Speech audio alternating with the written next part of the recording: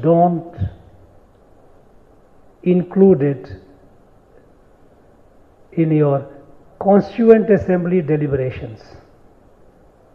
And so when the Constituent Assembly met, the Constituent Assembly was conveyed the advice given by the British not to discuss about Sikkim when you are drafting the Constitution and making elaborate provisions for different aspects of governance. And so Sikkim, the princely estate, which ought to have been part of India, like other princely estates, had to wait. Well, subsequently, with the Maharaja of Sikkim, there was understanding, there was a treaty under which Sikkim got a protectorate status. Their defense, diplomacy, communications, all those, the rest will be with them. But over the period of time, the popular desire that prevailed, and through the popular will, eventually in 1975 on this day, Sikkim came home. It formally joined the family, which was estranged for this time. Now, when we talk about our country, India, Sikkim became politically part of India, politically joined India on 16th of May 1975. But India, being a civilizational country, it has been part of this larger Bharatvarsh for long time.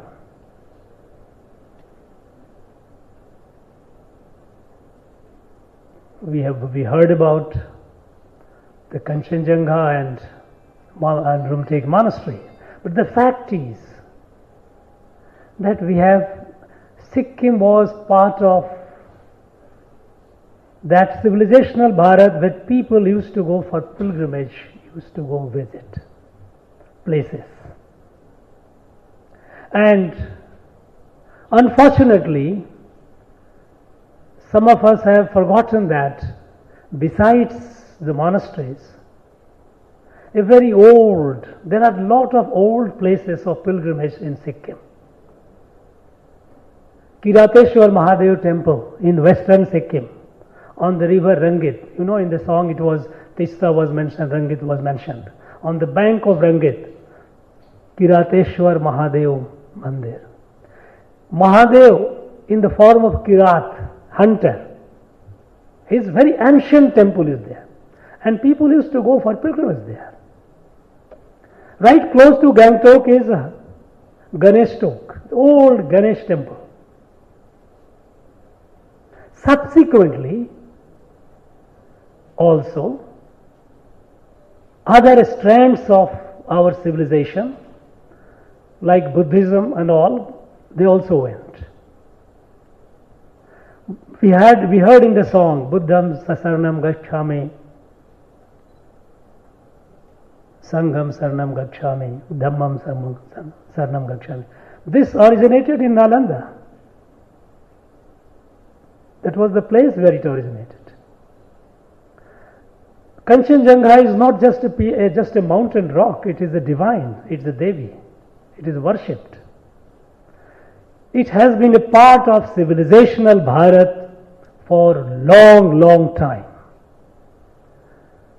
During the British time, a lot of damage have happened, and one of such victims was not allowing,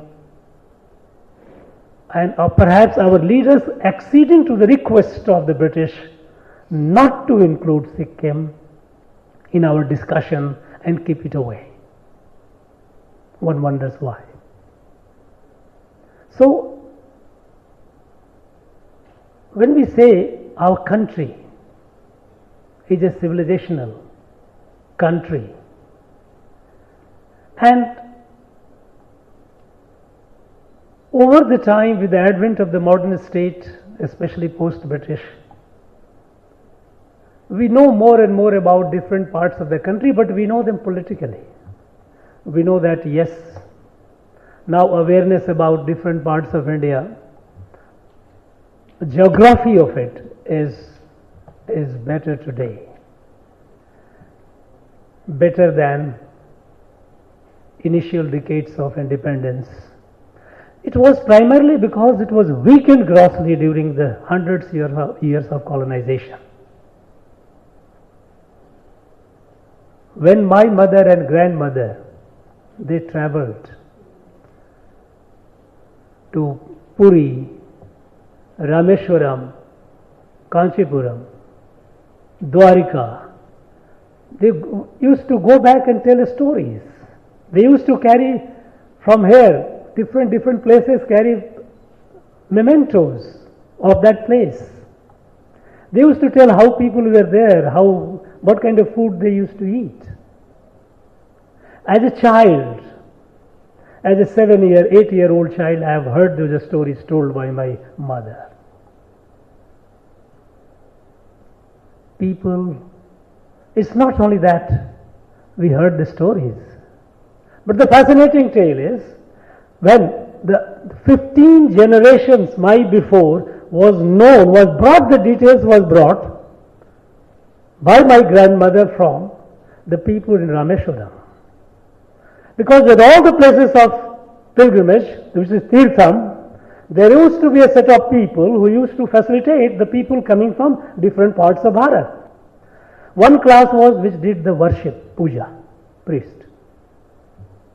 They were supporting staff. They were called by different names at different places. They used to keep the record of people from those places all over the country. And as those families multiplied, they used to divide that which member will take care of those, which member will take care of this. And 15 generations of my heritage, my lineage, we got it from there. 15 generations means about 500 years plus. It was so, not only Rameshwaram, it was in Puri as well. There also you could get all the details. They used to call it, in North they used to call it Yajman, Yajmanika. That used to be, people used to come, stay, they know. When the people traveled from other parts, when they reached the place of pilgrimage, they knew where to stay, who will look after them. They know who to contact, and they also knew who are the people. They used to host them, live with them, do the rituals of the pilgrimage, and then go back. And they used to, as a part of dakshina or a part of gratitude, they used to leave something to those people. There was no structured fee. It was an expression of gratitude that pilgrims used to leave behind with these people. And that is how society lived and grew. This social interaction, socio-cultural interaction, it has weakened.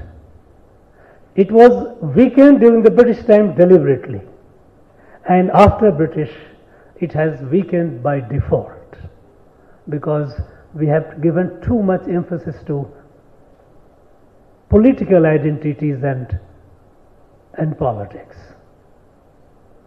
We know about geography of the country, but we don't know about the people of this.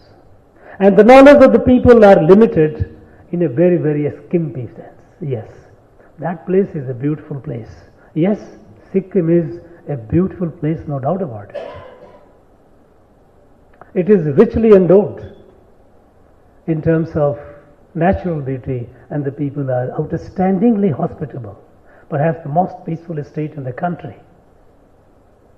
And they have taken several initiatives. They are an example for the rest of the country how people can grow and live together and grow with absolute consciousness towards environment, sustainable growth. In Sikkim, no chemical fertilizer is used. They don't use. And it has been possible to do so with the collective will and cooperation of the people.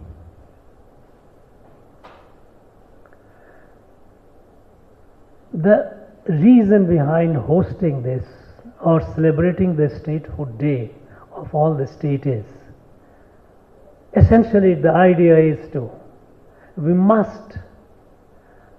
different parts of this country must celebrate the other parts of the country. People in the past, they related with each other through pilgrimage and festivals. Different places, there used to be festivals where people used to assemble. From different places used to go and take part. They used to exchange. Pleasantries, perform, entertain, and come back. The festivals were a source of uniting the people. Unfortunately, all these have been taken over by the state. A state, I am not talking about a state means a provincial state, a state, political state, whether it is the Indian state or a state of any of the provinces. They have become so dominant in our life that society, the inherent strength of the society has weakened grossly. In earlier times, society looked after most of its interest, most of its needs. I lived in my village till my high school. Not only that, even when I was in college, most often on the weekend and the vacation, I used to come and live in my village. Whenever, every year, before the rainy season, the village used to assemble and the village pond used to be desilted because rains will come and we have to store the rain. I have with the spade, as a 15, 16-year-old boy, I used to go and take part in cleaning, desilting the pond. We never had a problem of water. Whenever through the river, through the canal, tributaries to take to the water to the field, several kilometers of tributaries, before the onset of monsoon, because with the onset of monsoon, cultivation begins, rice cultivation begins. The whole village used to assemble, at least one member, a male member from every house. I have taken part with my spade, going and cleaning the tributaries, voluntary. We never looked at the state. Today, if a small ditch happens on the road, we write petitions, a state must do it.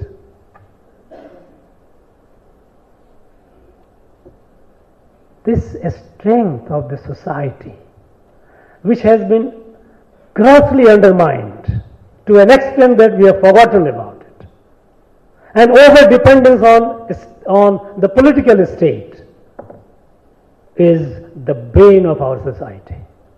And this is a model, I am afraid, which seems today as if it is irreversible. But at the same time, if it is irreversible, it is unsustainable too. Because we have seen the kind of problems that the world is facing today, be it climate, be it conflict of many types, visible, invisible, wars and otherwise. We have to awaken the strength of the society. We have to strengthen the institutions, and if necessary to create the institutions. And that is what we are trying to make an attempt. When the Prime Minister India, when Prime Minister Modi said that we must celebrate the statehood day, the idea is not that it's to be celebrated in Raj Bhavan. It has to be celebrated in public institutions. It is the beginning. And I would like from next year onward that this celebration should be done in the universities, in the public places. We will do it Raj Bhavan also. And we will invite the people from different parts of the country to celebrate. Sikkim Day is not to be celebrated only by the people of Sikkim. This day has to be celebrated by people of India. And then we will have cultural gathering, cultural performances. We will have cuisine display. People will taste the cuisine of that place. Let's know more and more about our country at a level which is far more intimate than mere geography or the politics of it. Only then we can revive the country. A strength of the country. Only then in yoga there is a concept of Kundalini, that if it awakens, the person gets immense strength. The Kundalini of this country, Bharat, has to be awakened. This Kashi Tamil Sangamam is the beginning of a festival. When we found that hundreds and hundreds years of, thousands years of connect between people of this place, Tamil Nadu, and people of Kashi, we have forgotten. Now it looks as a stranger. But when we go and see this, we see the deep connect. Again it is rekindled. We become aware of it. Saurashtra Tamil Sangamam. Thousands and thousands of people of Saurashtra, they are come and settled here. They never felt they were going to another country or another place. They were welcomed. This unity of the country, when we say unity in diversity, it has to be appreciated in our inner being. It is not just intellectually appreciated. It is not an intellectual appreciation. It has to be appreciated in our day-to-day life. See, when we say Sikkim, it is not only its natural beauty and a part of the state, but also how Sikkim has been a part of this civilizational Bharat for several hundreds years ago. We must try and discover and rediscover the civilizational root and civilizational connect. And that is what will make this country what it deserves to be. And it will take this country to the destiny which rightfully belongs to this country. That is the leader of the world. We have made a modest beginning today. This year, we will make, as the time comes, more and more state days will come. We will celebrate all the state today. But the spirit behind celebration is to bring the people, come together in the mood of festival. The mood of festival has to be there. Only then we appreciate and enjoy the spirit. And I think in coming days, we will try to make it happen. It is just a modest attempt. It is a beginning. As the year comes, we will see it flourishing in more and more magnificent way, bringing us together more intimately, more deeply. Thank you very much for all this. Thank you once again. Thank you, Jai. Thank you, sir. Thank you so much. Now we call upon the Deputy Secretary to Governor and Comptroller to propose the words of thanks.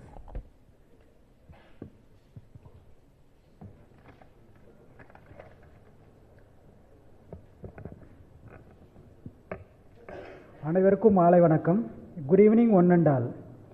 For offering an august presence to this grand celebration of Sikkim Day, here I extend our heartfelt thanks to the Honorable Governor. Raj Bhavan takes pride and is honored in hosting the celebration of Sikkim State Day today. These celebrations are necessitated to highlight the significance of national integration in younger minds, to motivate them towards strong India and prosperous India. It is one of the initiatives of the Honorable Governor. Among the many such events in the history that was organized at Raj Bhavan ever since our Honorable Governor decorated the chair.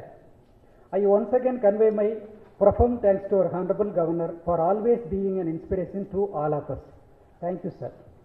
I convey my sincere thanks to our Principal Secretary to Governor for his valuable guidance in organizing this function and delivering welcome address. Thank you, sir. I convey our heartfelt thanks to the Chairman Bharati Vidya Bhavan and Chairman Hindu Publishing Groups for gracing the occasion. Thank you, sir. I convey our sincere thanks to Professor Uddam Kumar Janadakini, Head Department of Defense and Strategic Studies, University of Madras, for being with us to make the function special. I appreciate and convey our thanks to Ms. Srijana Groom, cabin crew, Indian Airlines, who have shared their experience and thoughts with us. Thank you. Raj Bhavan is very thankful for the presence of special invitees of Sikkim state living in Tamil Nadu at this grand event. I express our thanks to Bapang Tosi, the President, Northeast India Welfare Association, Chennai, for coordinating the Sikkim state people living in Chennai. Thank you. I convey our profound thanks to the honorary consuls representing various countries, Swamijis from Ramakrishna Mutt, members of Northeast Association, and members from Bharati Vidya Bhavan, students from IIT Madras, members from Guild of Service and Center for South Indian Studies, faculties and students from University of Madras, and members of FICCI for making this event very remarkable one by their valuable participation. I place on record our thanks to all our participants, media friends, Raj Bhavan officials and staff for being part of this historical celebration, offering their continued support. Thank you once again. Jai Hind.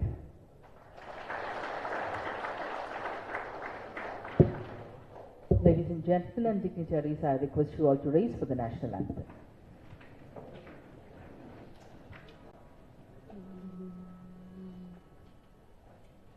जनगण मन अधिनायक जय हे भारत भाग्य विधाता पंजाब सिंध गुजरात मराठा द्राविड उत्कल बंगा विंध्य हिमाचल यमुना गंगा उच्चल जलति तरंगा तव शुभ नामे गाहे तव शुभ आशीष माहे गाहे तव जय गाथा जन गण मंगलदायक जय हे भारत भाग्य विधाता जय हे जय हे जय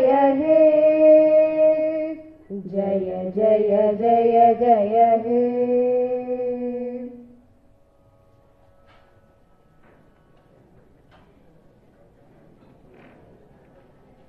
Ladies and gentlemen, I request you all to join us for the high tea at the banquet hall. Elaborate arrangements have been made. The Honorable Governor